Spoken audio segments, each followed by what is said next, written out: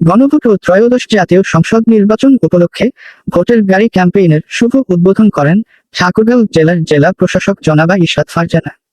Video চিত্রে দেখুন বিস্তারিত। ফেব্রুয়ারি আমাদের গণভোট এবং জাতীয় সংসদ নির্বাচন অনুষ্ঠিত হবে। জাতীয় সংসদ নির্বাচনের সাথে আপনাদের যে আকাঙ্ক্ষা যে এবার সুষ্ঠু সংসদ নির্বাচন আয়োজনের লক্ষ্যে জেলা প্রশাসন বা মিলিটারিং অফিসার হিসেবে আমাদের সকল প্রস্তুতি সম্পন্ন হয়েছে। এবার আপনারা অত্যন্ত উৎসবমুখর পরিবেশে আপনাদের নিজের আকাঙ্ক্ষা তাকে ভোট দেওয়ার জন্য যে পরিবেশ নিশ্চিত করা প্রয়োজন সে লক্ষ্যে আমরা সকলে কাজ করছি।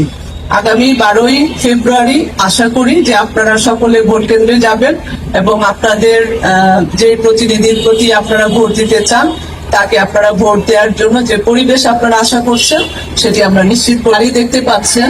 এটা হচ্ছে ভোটের গাড়ির নাম দিয়ে সারা বাংলায় এসেছে।